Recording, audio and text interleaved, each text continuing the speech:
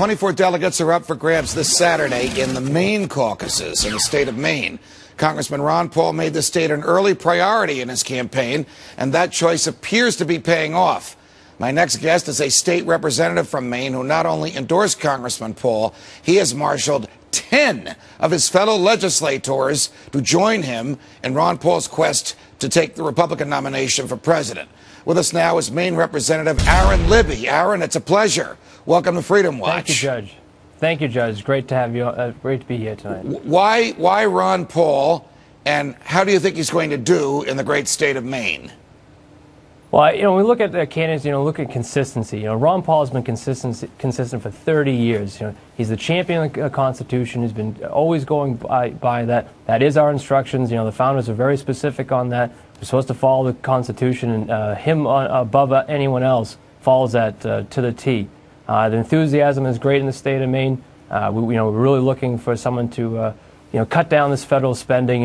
They talk about cuts 10 years down the line, but only Ron Paul's plan actually cuts $1 trillion off year one. And I think it's something that a lot of people are recognizing and seeing, and actually, really gravitate towards it. Have you had a chance to observe firsthand the governorship of Mitt Romney in Massachusetts, not very far from you? And if you have, do you believe him when he says he's a small government conservative?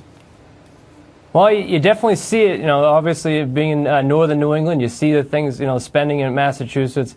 I don't see how there's anything, a small limited government about what Governor Romney did. And what, really, when he says something, he kind of flip-flops a little bit. So I'm not sure if I can really believe when he says he wants to make it smaller. I haven't seen anything on paper. You don't see the cuts like you have in Ron Paul's plan. To me, that's much more consistent. Ron Paul is of the view that, for example, with the housing crisis, the president wants to tax banks, which means taxing consumers and shareholders, and then take that money and give it to people to refinance. Ron Paul is of the view that the best thing the government can do, the only moral and constitutional thing the government can do, is to get the heck out of the way and let the economy flatten itself out. Do you accept that, Aaron?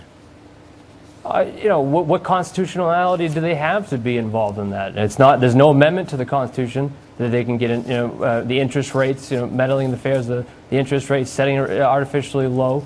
You can't plan an economy. You can't. Centralized planning does not work. Hundreds of years of monetary policy will show you that centralized planning does not work. We need only the free market can make these decisions. Not one person, not a group of people. Only the free market. Aaron Libby, thank you for joining us, and thank you.